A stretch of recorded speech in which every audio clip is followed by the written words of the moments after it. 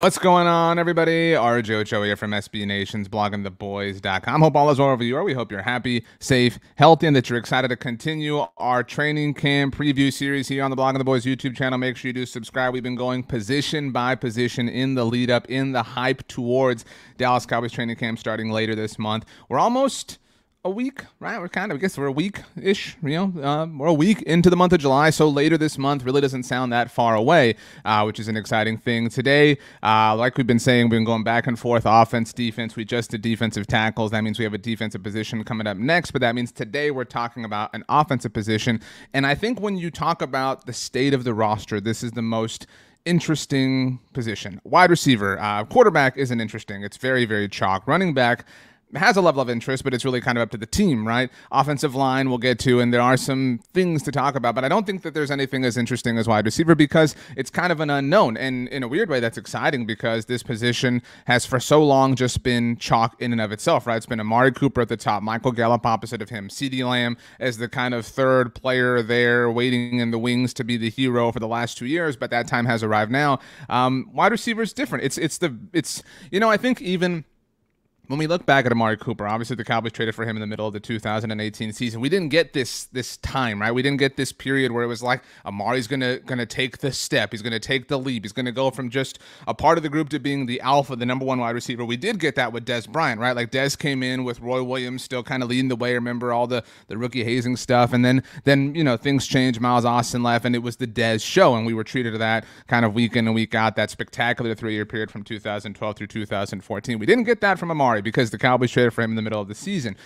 We are getting that with CeeDee Lamb, and CeeDee is obviously an appropriate place to start once we start kind of focusing on players. But let's take a look at the Cowboys wide receivers as a whole. As we sit, two things that we say all the time throughout this series, or we have said all the time throughout this series. Number one, the players are listed in alphabetical order. Don't get upset. Don't get in your feelings. Don't come at me and say, how come Noah Brown's at the very top? All right, these are alphabetically listed. Also, this isn't really a factor when it comes to this position, but we go off of DallasCowboys.com just to keep it as simple as possible. There are a lot of rosters out there. Obviously, a lot of great people do a lot of great work tracking rosters around the NFL, but we go off of the mothership so that we're as close to the real thing as possible. So, with that being said, there's a lot of names that stand out here, obviously.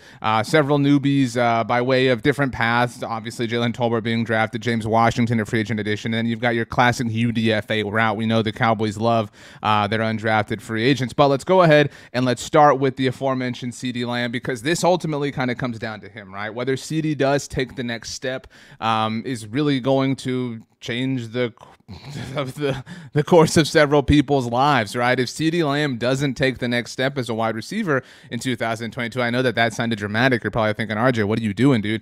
Well, do you think Kellen Moore is highly thought of a year from now if CeeDee Lamb doesn't take the next step, right? What do you think speaking of being highly thought of, do you think that people are talking about Dak Prescott in a glowing way if CeeDee Lamb doesn't have a breakout year? Mike McCarthy, we've talked many different times about how his job is seemingly on the line throughout this season, what with the Sean Payton factor lurking over this team and lurking over his shoulders specifically. I mean, there is a lot of stock in CeeDee Lamb is my point, and even the team. I mean, because CeeDee Lamb is entering year 3, and if you don't follow this stuff, year 3 is important, especially as a first-round pick, especially as a player who is seemingly going to be the face of a franchise, because after year 3, you are eligible for a contract extension. So much can change. CeeDee is kind of the dice in the episode of Community, the remedial chaos theory, where so many different timelines can be created based on how his season unfolds. And so I think throughout camp, CeeDee, that's where this is so interesting. CeeDee had an amazing camp last year. If you remember, it was the CeeDee show. It was all about, okay, this is the year he's going to take the leap. He's going to become the alpha, et cetera, et cetera, et cetera. And then that didn't happen. And so now we're in this kind of weird and awkward place. It's a little bit clunky in that sense. CeeDee is going to have every opportunity. Amari's no longer there. Michael Gallup, who we'll talk about in a moment, probably not going to be that big of a factor throughout reps and training camp because he's coming back from the injury. CeeDee has every opportunity to just shine like a beacon of hope throughout all of the days in Oxnard, California. And so he is this group. I mean, we're going to talk about a few more players, but this is ultimately going to go the wide receiver group for the Dallas Cowboys in 2022 as far as CeeDee Lamb takes them. He holds the fate of so many people in his hands. And I think that we believe in that, right? I think we are willing to admit that CeeDee's rookie year had the injury happen to Dak Prescott. Obviously, it was the onset of the pandemic. Last year was a little bit wonky, and Dak missed time, and then the offense broke completely over the second half of the season. All signs are pointing up for CeeDee Lamb. I believe in him. I trust you believe in him. So, yeah, let's go ahead and let's move on. So, CeeDee was the first player we're talking about here. That means the next up in line is actually the player who got paid. I think we forgot about that. Michael Gallup got paid this offseason, got a big-time contract from the Dallas Cowboys. They chose him to pair with CeeDee Lamb over Amari Cooper. And he's so difficult to talk about right now because we don't know what to expect, right? We don't know how much work he's going to get throughout camp. We don't know if he's going to get any work throughout camp. Is he going to get any time in the preseason? Not that he really would have because of the, the spot he holds on the team. Is he going to miss time at the beginning of the regular season? We may not see Michael Gallup for a long time. And so it's difficult to kind of put together an overall picture as far as what to expect, especially considering the fact that he's coming off of an injury, not just coming off of an injury, but an ACL injury, not just an ACL injury, but one that happened in January. So we're only at this point a little over 6 months removed, or maybe kind of right about 6 months removed from the injury happening. So it's very normal for a recovery to take this long. We talked to Michael Gallup about that. You can go back and watch our interview with him in the lead up to the Super Bowl here on the channel. But I think we trust. He's got the highest floor, and I say that even involving CeeDee Lamb in the overall discussion. Michael Gallup has the highest floor because we've seen it. We've seen it amid chaos. We've seen it amid chaos at the quarterback position. Michael Gallup is now the longest tenured receiver on the Dallas Cowboys when you think about that. That's crazy. I mean, time just moves and grooves so quickly. And I say longest tenured as far as time spent with this team, just to be very clear. And so, yeah, you blink and sometimes you miss it. But let's go ahead and let's move on.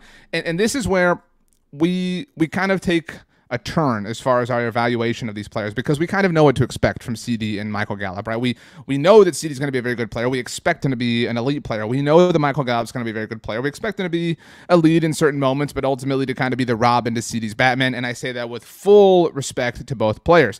But this is where we take a step into the unknown, some uncharted waters, and there's a little bit of hope here on top of some analysis. Let's just go ahead and start, and what better place to start than Jalen Tolbert.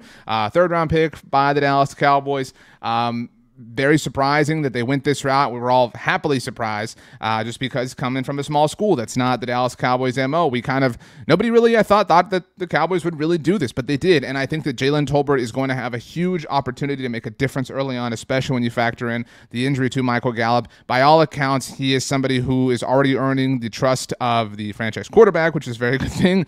You consider we recently talked about the offensive nucleus being in Miami working out together. Jalen Tolbert, a part of that. I mean, Jalen Tolbert, we've seen young receivers come in and have success with this team, right? We've seen new receivers come in and have success with this team. Michael Gallup had success early on. CeeDee Lamb had success early on. Amari Cooper wasn't young when he came in, but he was obviously new to the team. He had success right away. I think we can very, very, very easily expect Jalen Tolbert to have a role on this offense that is very, very, very reliable. I think he's very solid. His route running is exactly where this team needs it to be. But, I mean, is he perfect? Is he a veteran? No. There are gaps between him and established receivers in the NFL. But at the end of the day, I think he's not Amari Cooper. And I think that's the most awkward conversation to have, right? Your top three are no longer Amari, CeeDee, Michael Gallup. They're now CeeDee, Gallup, and Jalen Tolbert. And Jalen Tolbert is not Amari Cooper. And he shouldn't be asked to be, right? And that is a shadow that is casted over this situation because the Cowboys chose to trade away Amari Cooper. However, I think that ultimately they're going to be very, very, very happy with the production that they get from Jalen Tolbert. I think we're all going to be very happy with the production that this team gets from Jalen Tolbert. So needless to say, I think we're going to get some moments throughout camp where we're like, yeah, that's why they drafted this dude. And in fact, that happened. It reminds me of, in a similar way, although these are obviously very different situations, to Ryan Switzer. I remember Ryan Switzer's rookie camp with the Cowboys. It was like, holy crap, this dude is so fast, this dude is so shifty, he can move around. And we've seen the Cowboys kind of try to find that role for a long time. They've experimented with different players, obviously Switzer, Tavon Austin, Lucky Whitehead, Tony Pollard's kind of in that mix, but Jalen Tolbert offers them something very, very, very unique that is also widespread at the same time. Needless to say, we're all very excited. So moving on, there's no photo of this receiver in the Dallas Cowboys uniform, so you'll have to forgive us. But James Washington, I mentioned that it's kind of forgotten that Michael Gallup got paid. I think it's forgotten that James Washington was the first external free agent who the Dallas Cowboys signed this offseason. I don't know. Do you know that? I mean, I'm curious if you do. Do you know that the Dallas Cowboys were the last team in the NFL to sign a free agent from another team? They were last, okay? And that player who broke the seal for them was James Washington. They have since signed 3 more, and that's counting Lareem Hairulahu, who was on their team last year as well. But he kind of feels like socks for Christmas, right? I think everybody has really dismissed his arrival to the team. I think Jalen Tolbert kind of, has added to that and been a factor in that. I think that I think if you polled your average Cowboys fan, I think if you commented and if I asked you what 3 new players are you most excited to see on this team, I don't think anybody would include James Washington. And I don't think that's a bad thing. I don't think that's unfair. I don't think that's ridiculous. I think some people would include Dante Fowler, who was a free agent acquisition, right? I mean, he would probably be the only free, in case you're wondering, the 4 players involved, at least at the time that I'm putting this video together, James Washington, Dante Fowler, Ryan Nall, and Lareem Hairulahu. So I think the free agent acquisition that people are most excited to see is Dante Fowler. And I think that because the opportunities really aren't going to be there for James Washington, it didn't help that at the beginning of activities, he wasn't exactly available, and so the excitement has been kind of stunted at the beginning.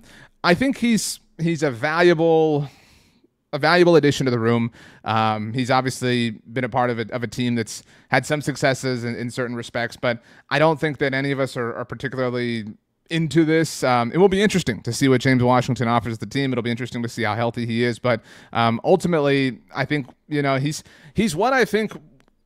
I think if Allen Hurns had been asked to fill this role when he joined the Cowboys, I think it would have gone well. I think it's sparing. And I think that, we've seen the Cowboys utilize receivers further down the depth chart, right? We're not going to talk about Noah Brown today, but we know that Noah obviously has had a unique role on offense, but obviously has a unique role on special teams. And so I think James Washington, not that he's Cedrick Wilson, but I think that we've seen the Cowboys get usage out of their 4th wide receiver before, and I trust that they can figure out a way to incorporate James Washington. But if they're wasting time, not that it's a waste of time, but if they're using time to figure out how to incorporate James Washington, maybe use that time to incorporate, I don't know, Tony Pollard, just a random guess that I made up, no big deal. But anyway, let's move on. Next receiver is one. When we talked about defensive tackles, I noted that Tristan Hill may not be on the team, and I don't think that would be shocking to anybody. I don't think that would be surprising. I don't think that would be jarring. And similarly, I don't know that anybody would be stunned if Simi Fehoko did not make the Dallas Cowboys 53-man roster. Now, where Simi is in an interesting spot, I'm almost willing to believe, this is my own guess, that Simi won't be on the Cowboys roster when it is initially set. I'm talking at roster cutdowns, as we get closer and closer to the regular season, when we're right there, when the Cowboys have to get down to 53 players on their roster, I don't think Simi Fehoko is on that list. However, the Dallas Cowboys are likely going to maybe, give Michael Gallup some sort of injury designation, and therefore will need to bring a wide receiver back. I think Simi Fehoko might be that person. He might be a candidate for that. Simi just didn't, he had some moments, if we're being generous with that term, throughout his rookie season, but we really didn't see a lot. Obviously, his athletic profile is insane. That's what we talked about a year ago, coming into the draft or out of the draft, however you want to look at it, from Stanford. I mean, athletically, we're talking about somebody who compares to DK Metcalf of the Seattle Seahawks. That's not hyperbolic. That's not reaching. That's not a stretch. That's true. Athletically, he compares to DK Metcalf. So we all kind of got excited about that. You could argue the opportunity hasn't been there, but I think he's going to have a very, very, very, very big training camp, very big preseason to really kind of cement his spot on this roster. Because if you think about it, we're talking about a group that is maybe going to carry 5 receivers, right? So we're talking about CeeDee Lamb, Michael Gallup, Jalen Tolbert, James Washington, right? I know some people think that James Washington might not make the team. I'm not willing to go to that place. Noah Brown, right? So we're at 5, right? So maybe they carry 6, right? And if they carry a 6th, it's Simi Fehoko or somebody else we're going to talk about in a moment, which is why when they put Michael Gallup on whatever injury designation, if they do that, they may bring him back to give themselves a 6th option. But the top competitor with Simi Fehoko for that last spot on the roster as a wide receiver is TJ Vasher. As I get his name up there, let's get his photo. Undrafted free agent who the Cowboys stashed, who they clearly like.